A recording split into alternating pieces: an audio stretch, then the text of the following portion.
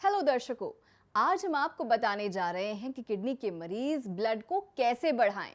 Kidney के मरीज blood को बढ़ाने के लिए कई तरह की मेडिसिन खाते हैं, लेकिन उन तमाम मेडिसिन से भी किडनी के मरीजों का खून नहीं बढ़ता, क्योंकि किडनी मरीज कभी भी ये जानने की कोशिश नहीं करते कि आखिर किन कारणों से उनकी बॉडी में खून नहीं बन पा रहा है। तो चलिए जानते हैं किडनी के मरीज खून को कैसे बढ़ा सकते हैं। यदि आप भी किडनी फेलियर के कारण खून की कमी से जूझ रहे हैं, तो सबसे पहले आपको ये जानना चाहिए कि आखिर किन कारणों से किडनी फेलियर रोगी की बॉडी में खून नहीं बन पाता। जब किडनी फेल हो जाती है या किडनी अपना काम करना बंद कर देती है, तो ऐसी स्थिति में डॉक्टर द्वारा प्रोटीन लेने से सख्त मना किया जाता है। ऐसा इसलिए क्योंकि प्रोटीन लेने से बॉडी में क्रिएटिनिन का लेवल बढ़ने लगता है। तो सबसे पहले जानते हैं कि बॉडी में खून या हीमोग्लोबिन कैसे बनता है। हीमोग्लोबिन एक ऐसा प्रोटीन कंपाउंड है जो रेड ब्लड सेल्स के अंदर होता है।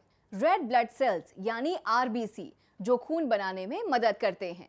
आपकी बॉडी के सभी अंगों को नियमित रूप से चलाने के लिए हीमोग्लोबिन की आवश्यकता होती है। हीमोग्लोबिन में मौजूद पोषक तत्व प्रोटीन के रूप में बॉडी के अंगों तक पहुंचते हैं, जिससे बॉडी के सभी अंग सामान्य रूप से काम कर पाते हैं। जब किडनी रोगी प्रोटीन लेना बंद कर देते हैं, तो ऐसी स्थिति में बॉडी के दूसरे अंग कमजोर पड़ जाते हैं, जिसके कारण किडनी फेलियर रोगी के हाथ पैरों में दर्द, आंखों में कमजोरी जैसे कि कम दिखाई देना, जल्दी थक जाना, साथ ही बहुत सारी शारीरिक समस्याओं से गुजरना पड़ता है। किडनी फेलियर रोगी को लगता है कि प्रोटीन नहीं लेने से किडनी खराबी की समस्या ठीक हो जाएगी, लेकिन ऐसा बिल्कुल भी नहीं होता।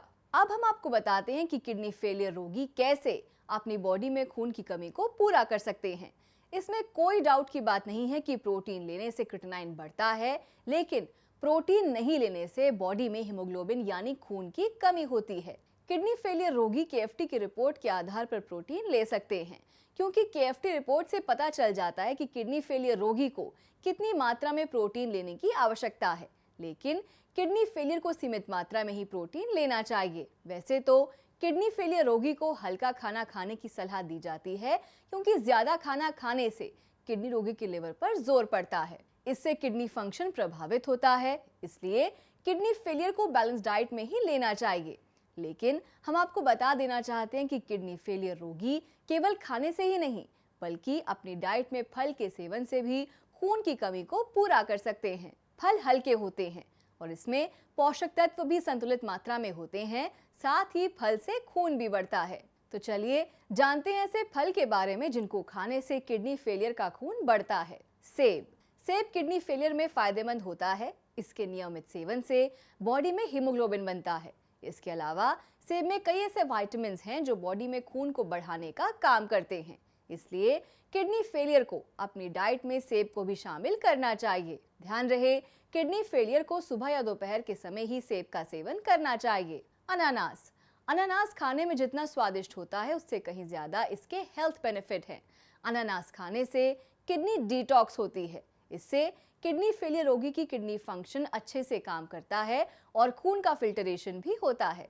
इसके साथ ही किडनी फेलियर रोगी का ब्लड शुगर भी नियंत्रित रहता है। इसलिए अनानास का संतुलित मात्रा में सेवन करके किडनी फेलियर रोगी खून को बढ़ा सकता है। जामुन। किडनी फेलियर रोगी काले नीले स्वादिष्ट जामुन का लुत्फ उठाएं और खून को बढ़ाएं। जी हाँ, जामुन एंटीऑक्सीडेंट्स का भंडार है। ये स्वादिष्ट होने के साथ साथ हेल्दी भी होते हैं। इसमें सोडियम, पोटेशियम और फास्फोरस की मात्रा कम होती है। इसके कारण ये किडनी फेलियर के लिए अनुकूल है। इसके अलावा ये इम्यूनिटी भी बढ़ाता है और हृदय को मजबूत करने में भी मदद करता है। किडनी फेलियर में खून को बढ़ाने के लिए आयुर्वेदिक उपचार भी ले सकते हैं, क्योंकि आयुर्वेदिक उपचार से किडनी को कोई साइड इफेक्ट का खतरा नहीं होता है। आयुर्वेदिक औषधियों के साथ बैलेंस डाइट में फलों को लेने से आसानी से खून को बढ़ाया जा सकता है। इसलिए आयुर्वेदिक उपचार लेने से किडनी फेलियर के रोगी खून को बढ़ा सकते हैं। अगर आपकी किडनी में कोई भी समस्या है तो इसको अनदेखा न करें, और अगर आप अपनी किडनी के लिए इलाज लेना चाहते हैं तो आयुर्वेदिक इलाज सबसे सुरक्षित है। आयुर्वेदिक इलाज में आपकी किडनी को कोई नुकसान नहीं होता। आयुर्वेदिक इलाज पूरी तरह प्राकृतिक है, जो अपना काम पूरा प्राकृतिक तरीके से करता है। अगर आप किडनी के लिए सबसे अच्छा आयुर्वेदिक उपचार चाहते हैं तो इसके लिए आप कर्मा आयुर्वेदा से संपर्क कर सकते हैं। तो आज के लिए सिर्फ इतना ही। अब मैं आपसे विदा लेती हूँ और मैं फिर आऊंगी एक नए विषय के साथ। तब तक के लिए नमस्कार।